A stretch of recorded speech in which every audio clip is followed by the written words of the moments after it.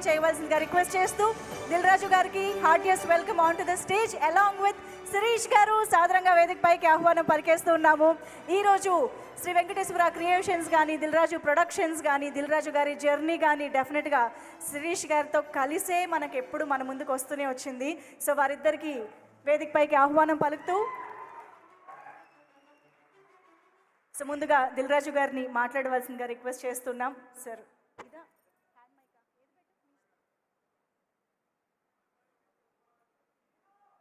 Good evening. So thank you Vijay and Devi. So దేవితో నాకు ఆర్యా దగ్గర నుంచి journey almost 22 years. So Devi ఎలా కష్టపడి సాంగ్ చేస్తాడో, బ్యాక్గ్రౌండ్ స్కోర్ చేస్తాడో, ఒక సినిమాని సూపర్ హిట్ చేస్తాడో నాకు బాగా తెలుసు.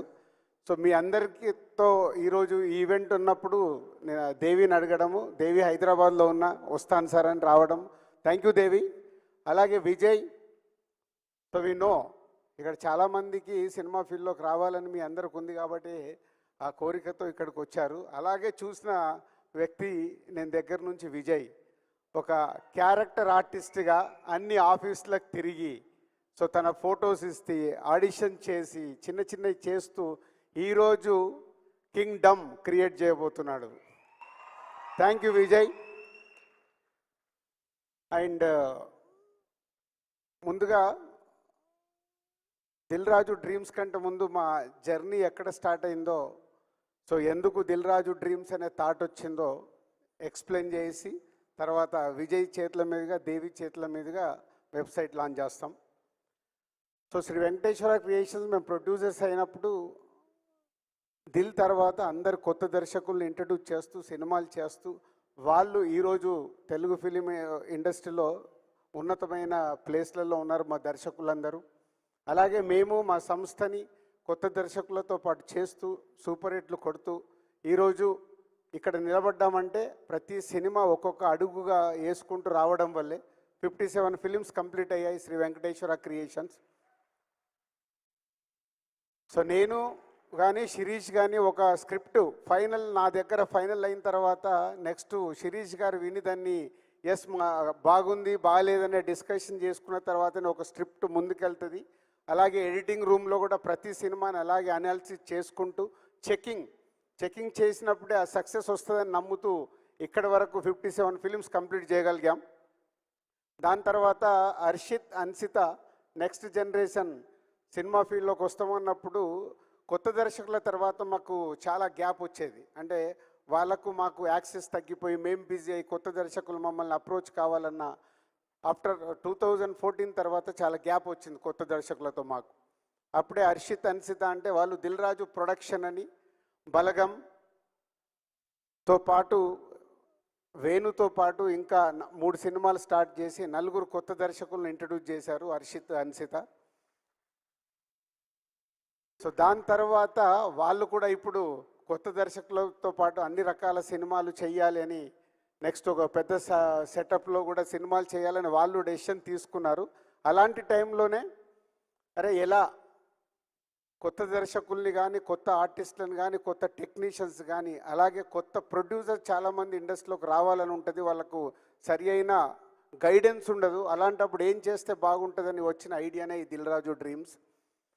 సో ఈ దిల్ రాజు డ్రీమ్స్ శ్రీ వెంకటేశ్వర క్రియేషన్స్ ఉంది, మాకు దిల్ రాజు ప్రొడక్షన్స్ ఉంది, దిల్ రాజు డ్రీమ్స్ ఎందుకని చాలామంది అడిగారు.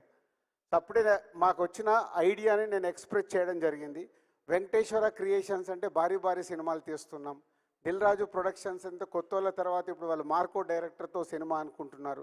వేర్ ఫోకస్ చేస్తున్న సినిమాల మీదనే ఫోకస్ చేస్తాం కాబట్టి కొత్త టాలెంట్ కోసము టోటల్గా ఒక కొత్త టీంనే ఫామ్ చేసినప్పుడే చాలామంది సినిమా ఇండస్ట్రీలోకి రావాలనుకునే వాళ్ళకు ప్రాపర్ ప్లాట్ఫామ్ అవుద్దనే ఆలోచనతో నేను శిరీష్ గారు ఈ నిర్ణయం తీసుకోవడం జరిగింది. దానికోసము ప్రాపర్ టీం అంటే మాకు కొత్త డైరెక్ట్గా మేము కథలు వినేసి మేము ఫైనల్ చేసి సినిమాలు తీసే మాకు కొత్త ఇప్పుడు దిల్ రాజు డ్రీమ్స్కి ప్రాపర్గా ఒక ఆర్గనైజేషన్ కంపెనీ లాగా ఒక సీఈఓతో సహా ఆల్ టెక్నీషియన్స్ని ఫైనల్ చేయాలన్న ఒక స్క్రిప్ట్ ఫైనల్ చేయాలన్న ప్రాపర్ యంగ్ జనరేషన్ టీముని ఫామ్ చేశాము. వాళ్ళ దగ్గరికి తర్వాత ఇప్పుడు వెబ్సైట్ అయిన తర్వాత మళ్ళీ డీటెయిల్గా మీకు అవన్నీ చెప్తాను.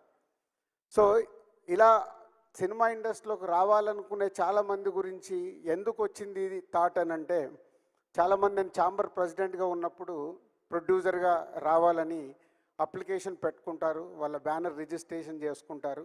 అప్పుడు ఛాంబర్ ప్రెసిడెంట్గా ఉన్నప్పుడు ఆ మీటింగ్స్లో నేను అడిగేవాడిని వాళ్ళందరినీ, ఎందుకు రావాలనుకుంటున్నారు, వాట్ ఈస్ మీ విజన్, అంటే డబ్బు ఉందని సినిమా తీద్దాం అనుకుంటున్నారా, ప్యాషన్తో సినిమా తీద్దాం అనుకుంటున్నారు, అంటే రకరకాల ఐడియాలజీ. బట్ ఎవరికి అక్కడ రిజిస్ట్రేషన్ చేస్తున్నారు కానీ సినిమాకు ఎలా మొదలు పెట్టాలి, ఎలా కంప్లీట్ చేయాలి, ఎలా రిలీజ్ చేయాలి అనేది ఎవరిలో నేను క్లారిటీ చూసేవాడిని కాదు.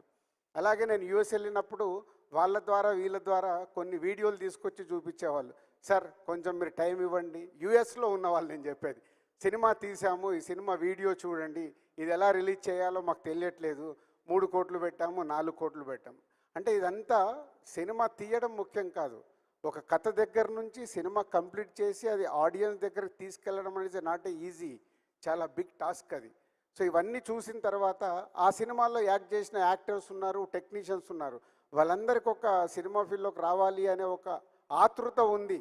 కానీ యాక్ట్ చేసేసి ఆ సినిమా సరిగ్గా రీచ్ అవ్వలేదనుకో వాళ్ళ సమయం వృధా, టెక్నీషియన్స్ కానీ ఆర్టిస్టులకు కానీ, అలాగే ప్రొడ్యూసర్స్కి మనీ వేస్ట్. ఇవన్నిటి నుంచి పుట్టిన ఆలోచననే రైట్ ప్లాట్ఫామ్ క్రియేట్ చేసినప్పుడు రైట్ పీపుల్ సినిమా పైన ఇంట్రెస్ట్ ఉన్న వాళ్ళని తీసుకురావడానికి అవకాశం ఉంటుందనే 2 years బ్యాక్ వచ్చిన ఈ థాట్ని ఇక్కడ వరకు తీసుకొచ్చాం. ఈరోజు మీ అందరి ఆధ్వర్యంలో ఆ వెబ్సైట్ లాంచ్ చేయబోతున్నాం. కానీ ఇప్పుడు ఇందాక మాట్లాడుతున్నారు, సినిమా అంటే ఇంతమంది ఇక్కడికి వచ్చారు, 10,000 ఆల్మోస్ట్ ఈవెంట్ కోసం ఎంట్రీస్ వస్తే ఈరోజు ఇలా 2,000 మంది వరకు మీరు ఇక్కడికి ఈవెంట్కి వచ్చారంటే మీ అందరిలో ఎంత సినిమా పైన ప్యాషన్ ఉంది, సినిమాలోకి రావాలని ఉంది అనేది అర్థమవుతుంది. పోతే ఒకటి అందరు గుర్తుపెట్టుకోండి, ఎస్ మేము 30 సంవత్సరాలు కష్టపడి ఒక డిస్ట్రిబ్యూటర్గా స్టార్ట్ అయ్యి మా కెరియర్ని అలా అలా అలా చేసుకుంటూ 30 years పట్టింది మేము ఇక్కడికి రావడానికి. మా బ్యానర్ పైన ఉన్న నమ్మకంతో, మాకున్న బ్రాండ్ పైన నమ్మకంతో మీరందరి వాళ్ళ సినిమా ఫీల్డ్లోకి రావాలనే ఆలోచనతో ఇక్కడికి వచ్చారు. నేను మీకు ఒకటి చెప్పదలుచుకున్నాను, అంత ఈజీ కాదు.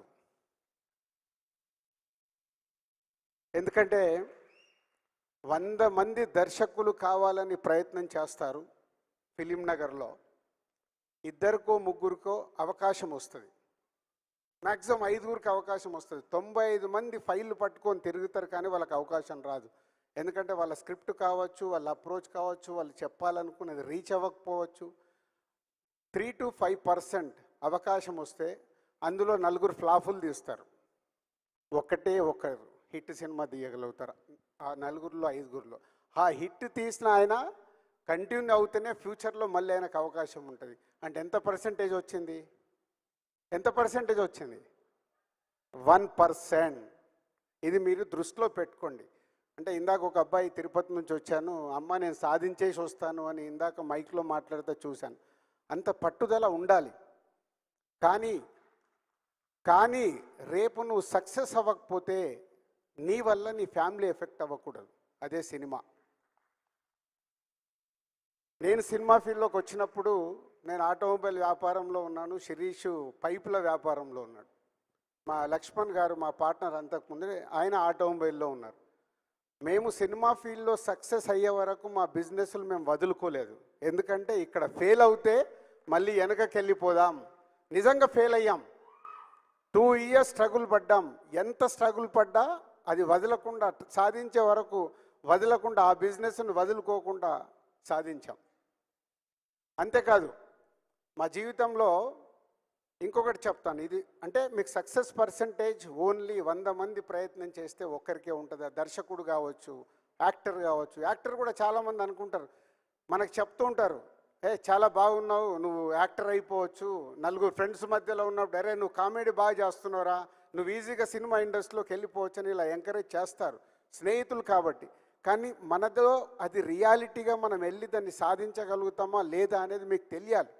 తెలిసే వరకు అప్పటి వరకు మీరు చేస్తున్న వృత్తిని మట్టుకు వదులుకోకండి. దీనికోసం మీ వృత్తిని వదులుకుంటే అది మీ కుటుంబాలకు ఎఫెక్ట్ అవుతుంది. సినిమా అనేది అట్రాక్షన్. సినిమా అనేది మనకు అలా అట్రాక్షన్లో లాగుతూ ఉంటుంది. మీ జీవితాల మీద అది ఇంపాక్ట్ పడకుండా చూసుకుంటూ సినిమా పైన ప్యాషన్ ఉన్నప్పుడు దీంట్లో పెట్టి ఎప్పుడైతే సక్సెస్ అవ్వబోతున్నారో అప్పుడు మీరు 24 గంటలు కష్టపడాలి. 24 గంటలు కష్టపడితే ఒక మా సంస్థలో వచ్చినట్టు మేము కానీ, ఒక విజయ్ దేవరకొండ, ఒక దేవిశ్రీ ప్రసాద్, ఒక రవితేజ, ఒక నాని, వీళ్ళందరూ ఇండిపెండెంట్గా సక్సెస్ అయ్యి వాళ్ళ తెలుగు సినిమా ఇండస్ట్రీలో ఉన్నత శిఖరాల్లో ఉన్నారు. పాత జనరేషన్లో రజనీకాంత్ గారు కానీ, చిరంజీవి గారు కానీ, వాళ్ళు ఎక్కడికెళ్ళి వచ్చారు. కానీ వాళ్ళు అంత హార్డ్ వర్క్ చేశారు. సినిమా అంటే అంత హార్డ్ వర్క్. వేరే పనులలో చేస్తాం, 8 గంటల డ్యూటీ ఉంటుంది. మ్యాక్సిమం 9 గంటలకు ఆఫీస్కి వెళ్తే 5 గంటలకు వచ్చేస్తారు. ఇందాక అనిల్ రావిపూడి అన్నాడు చూడు, దిల్ రాజు కాదు రన్నింగ్ రాజు పెట్టాలని. ఎప్పుడు ఆలోచన 5 గంటలకు లేచిన నుంచి ఏం చేయాలి, ఎలా ఆ జరుగుతున్న సినిమాని ఎలా సక్సెస్ చేయాలి, అలా ఉంది కాబట్టి ఈ 30 ఇయర్స్లో మేము ఇక్కడ ఉండగలిగాం. సో ఇండస్ట్రీలోకి రావాలంటే మొదటిది మీ వల్ల మీ కుటుంబానికి ఎఫెక్ట్ అవ్వకూడదు. 2, ఇక్కడికి వచ్చిన తర్వాత మీరు సక్సెస్ దగ్గరికి రీచ్ అవ్వాలంటే 24 గంటలు సినిమా సినిమా సినిమా సినిమా అంటేనే సక్సెస్ అవుతారు. ఇది గుర్తుపెట్టుకోండి. సినిమా ఫీల్డ్లోకి వచ్చేస్తారు. సరే, ఇప్పుడు దిల్ రాజు డ్రీమ్స్ అనేది మేము ఏదో ప్లాట్ఫామ్ క్రియేట్ చేస్తున్నాం. దీని ద్వారా మీరు అప్లికేషన్లు ఇస్తారు. దాన్ని మా టీం స్క్రూట్నీ చేసి టాలెంట్ ఎలా ఉంది ఏంటి అని వాళ్ళు స్టడీ చేసి వాళ్ళు టీంలో మెజారిటీ పీపుల్ లైక్ చేసిన తర్వాత అది మా దగ్గరకు పంపిస్తారు. ఇది మీరు చెక్ చేయండి. అప్పుడు మా దగ్గరకు వచ్చాక ప్రతి వీక్ మేము కొంచెం టైం స్పెండ్ చేసి దాన్ని చెక్ చేసి ఓకే చేస్తాం. కానీ చాలామంది రిజెక్ట్ అవుతారు. అది గుర్తుపెట్టుకోండి. చాలామంది రిజెక్ట్ అయినప్పుడు మీరు వీక్ అవ్వకూడదు. అరే దిల్ రాజు డ్రీమ్స్ మేము పెట్టాం, మమ్మల్ని రిజెక్ట్ చేశారని. మీలో టాలెంట్ ఉన్నప్పుడే, ఆ టాలెంట్లో నేను చెప్పాను కదా 1 to 5 మెంబర్స్, ఆ 5లోకి వెళ్ళాలంటే మీలో ఎంతో టాలెంట్ ఉంటే కానీ ఆ 5లోకి వెళ్ళలేరు. 95% వెనకకి వెళ్తారు. సో దీన్ని మీరు దృష్టిలో పెట్టుకొని ఎప్పుడు ఆ కాన్ఫిడెంట్గా మీలో ఉన్నప్పుడే సక్సెస్ అవుతారు. అలాగే సినిమా ఫీల్డ్లోకి వచ్చిన తర్వాత చాలా మోసాలు ఉంటాయి. ఇక్కడ మోసాలంటే సినిమాలోకి రావడానికి చాలామంది ప్రొడ్యూసర్లు ఉంటారు. ఎప్పుడు చెప్తారు, సార్ మేము 2 crores అనుకొని మొదలు పెట్టాము, 4 కోట్లు అవుతుందని. మొదలు పెట్టడానికి మన చుట్టుపక్కల ఉన్న వాళ్ళు 2 కోట్లే చెప్తారు, అయిపోయే వరకు అది 4 కోట్లు అవుతుంది. మీరు ఆస్తులు అమ్ముతారు, సినిమా తీయాలనేది ఎక్కడి నుంచి అప్పు తీసుకొస్తారు, మధ్యలో స్టక్ అయిపోతారు. Be careful. సినిమా ఫీల్డ్లోకి ఒక ప్రొడ్యూసర్ కావాలంటే మీకు అవగాహన ఉండాలి. అందుకే ఈ దిల్ రాజు డ్రీమ్స్లో ఫస్ట్ టైం ఒక ప్రొడ్యూసర్ కాలం కూడా పెడుతున్నాం. ప్రొడ్యూస్ కావాలన్న వాళ్ళు కూడా కనెక్ట్ అయ్యి రియాలిటీ, ఆ సినిమాకి నిజంగా మార్కెట్ అవుద్దా, ఎంత బడ్జెట్ అవుద్ది ఏంటి, మొత్తం మా టీం అనాలిసిస్ చేసి చెప్తారు. ఫైనల్గా మా దగ్గరకు వచ్చినప్పుడు మేము చెప్తాం దాన్ని. నేను ఇందాక చెప్పాను, సినిమా ఫీల్డ్లోకి వచ్చినప్పుడు ఒకటి జరుగుతుంది. మా లైఫ్లో జరిగిన ఒక ఇన్సిడెంట్ చెప్పాలి. కానీ ఆ రోజు మేము చాలా తెలివిగా యూటర్న్ చేసుకొని ముందుకెళ్ళాం కాబట్టి సక్సెస్ అయ్యాం. 1996లో మేము సినిమా ఫీల్డ్లోకి వచ్చినప్పుడు మహేందర్ రెడ్డి గారని మా కజిన్ బ్రదర్ ద్వారా ఇండస్ట్రీలోకి వచ్చి తర్వాత మేము ఓన్గా స్టార్ట్ చేసాం. ఓన్గా స్టార్ట్ చేసినప్పుడు ఒక సినిమా కొందామని ఒక ప్రొడ్యూసర్ని డైరెక్టర్ అప్రోచ్ అయ్యి సినిమా కొన్నాం నైజాం ఏరియాకి. కొంటే వాళ్ళ సినిమా ఓపెనింగ్ రోజు నన్ను, మా శిరీష్ గారు, లక్ష్మణ్ గారు ముగ్గురం కలిసి వెళ్తే, సార్ మీరు చాలా బాగున్నారు, మీరు యాక్ట్ చేస్తారా అన్నారు. ఒకసారి ఇలా చూసుకొని, అంటే ఏం చెయ్యాలండి అన్న. ఒక చిన్న క్యారెక్టర్ ఉంటుంది సార్, చెయ్యండి, ఎలాగో మీరు సినిమా కొన్నారు కదా అని. మేము చూసుకొని ఒక ప్రయత్నం చేద్దాము ఏముంది అని అనుకున్నాం. సో ఆ ఓపెనింగ్కి వెళ్తే శిరీష్ గారికి, నాకు, లక్ష్మణ్ గారికి అన్ని బ్యానర్లు కట్టారు. లేని మనకు అన్ని బ్యానర్లు కట్టారు, అసలు మనమే కొత్త వాళ్ళము, మనకు అంత సీన్ లేదు, వీళ్ళు ఎందుకు బ్యానర్లు కట్టారని మాకు ముందు డౌట్ వచ్చింది. వెళ్ళిపోయాము, పూజా కార్యక్రమాలు అయినాయి, వాళ్ళు షూట్ ఏదో చేసుకుంటున్నారు. మమ్మల్ని కూర్చున్నాము, మధ్యాహ్నం భోజనం చేశాము. 2:30 తర్వాత ఎవరు వచ్చి నాకు ఇలా మేకప్ వేశారు. మేకప్ వేస్తే శిరీష్ గారు, లక్ష్మణ్ గారు ముగ్గురం కూర్చున్నాము. అలా కూర్చున్నాం. 2:30 అయిపోయింది. ఈవినింగ్ 5:45, 6 టైంలో పిలిచి, సార్ మీకు షాట్ వచ్చింది రండి అన్నారు. షాట్ వెళ్తే ఒక అమ్మాయిని నన్ను పట్టి 1 గంట కొట్టించారు. గంట కొట్టి మేము రిటర్న్లో వెళ్ళేటప్పుడు మేము ముగ్గురం ఒక కారులో వెళ్తూ, ఆహా ఏం సోప్ వేసాడు మనకు. అంటే ముందు ఆ సినిమా కొన్నాము, కొంటూ వాళ్ళతో జర్నీ చేయడానికి ఏం సోప్ వేశారని రియలైజ్ అయ్యి నెక్స్ట్ డే మార్నింగ్ వెళ్ళి, దయచేసి యాక్టింగ్లు ఇవి మాకు వద్దండి, సినిమా కొన్నాము, మీరు సినిమా కంప్లీట్ చేశాక చూద్దాము అని. ఆ రోజు అక్కడి నుంచి మేము ఎగ్జిట్ అయినామంటే మళ్ళీ ఆ సినిమా గురించి మేము ఆలోచించాలి. ఇచ్చిన డబ్బు వదిలేసుకొని నెక్స్ట్ ఏంటని మళ్ళీ మొదలు పెట్టాం. అంటే ఆ రోజుకిన మేము ఆ ఆలోచనకు రాకుంటే మేము అక్కడే ఆగిపోయేవాళ్ళం.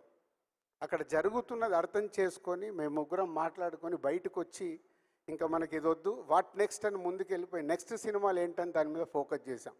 అంటే మీకు ఎందుకు ఎగ్జాంపుల్ చెప్పానంటే మా లైఫ్లో బిగినింగ్లో జరిగిందంటే సినిమా ఫీల్డ్లో ఇలాంటివి చాలా జరుగుతూ ఉంటాయి. సో ఇండస్ట్రీలోకి రావాలనే వాళ్ళు చాలా ఆలోచించుకొని మన చుట్టుపక్కల జరిగేటి అవగాహనతో చూసి ముందుకు రావాలి. అర్థమైందా? ఇది నేను ఎప్పుడు ఎక్కడ ఏ మీడియాలో కూడా చెప్పలే, కానీ ఈరోజు ఈ ప్లాట్ఫామ్ మీద ఎందుకు చెప్పాలనుకున్నామంటే 10,000 మంది మాకు రిజిస్ట్రేషన్స్ వచ్చాయి ఈ ఈవెంట్కి రావడానికంటే. వరల్డ్ వైడ్గా 1,00,000 నుంచి 2,00,000 మంది ఈరోజు సినిమా ఫీల్డ్లోకి రావడానికి ఈ ప్లాట్ఫామ్ని వాడుకోవడానికి సిద్ధంగా ఉన్నారనేది మాకు అర్థమైంది. సో వాళ్ళందరికీ ఈ డయాస్ నుంచి నేను చెప్పాలనుకున్నది చెప్పాను. And thank you very much. మన విజయ్ దేవరకొండ గారు, దేవి గారితో వెబ్సైట్ లాంచ్ చేసిన తర్వాత మళ్ళీ కంటిన్యూ చేస్తాం. ఏదైనా క్వశ్చన్స్ కానీ ఏదైనా ఉంటే కంటిన్యూ చేస్తాం. Thank you so much Dil Raju garu. నిజంగా మీ ఈరోజు స్పీచ్ అనేది